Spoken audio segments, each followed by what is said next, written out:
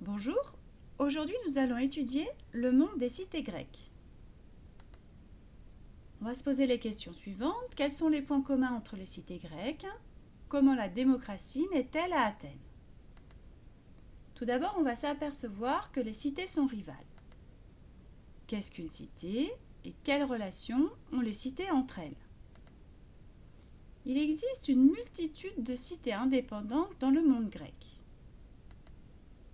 Le monde grec est un territoire méditerranéen divisé en de très nombreuses cités. Ces cités sont des cités-États. Il s'agit d'États indépendants composés d'une ville et de sa campagne. Les cités-États sont des États indépendants. Ils ont leur propre monnaie, leur propre armée, leurs propres lois, leur propre gouvernement. Il existe des guerres entre les cités.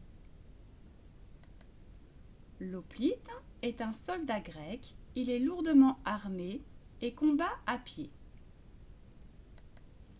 La guerre du Péloponnèse oppose la cité d'Athènes et la cité de Sparte. Chacun veut étendre la domination de sa cité. Cette guerre se déroule au 5e siècle avant Jésus-Christ. Les Grecs ont une culture commune. Quels sont les mythes communs des Grecs et leurs croyances?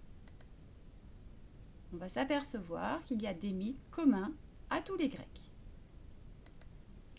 Les Grecs apprennent à lire et écrire avec les poèmes attribués à Homère. L'Iliade et l'Odyssée sont des récits plus ou moins légendaires. Ces mythes racontent l'histoire des Grecs et celle de leurs héros. Les Grecs sont polythéistes. Ils croient en plusieurs dieux à l'apparence humaine mais immortelle. Les Grecs ont aussi des sanctuaires panhelléniques.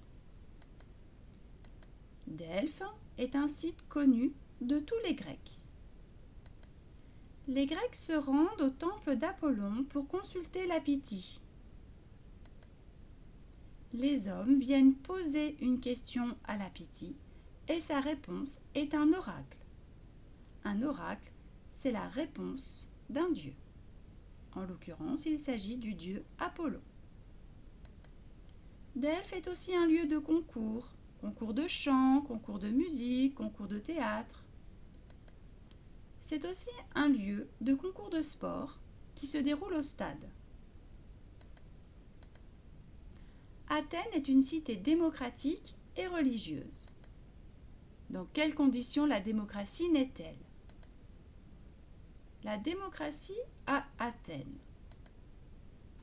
Clisthène adopte de nouvelles réformes en 508 avant Jésus-Christ qui donne un nouveau gouvernement à la cité d'Athènes. Il s'agit de la démocratie. C'est un régime politique où les décisions sont prises par tous les citoyens.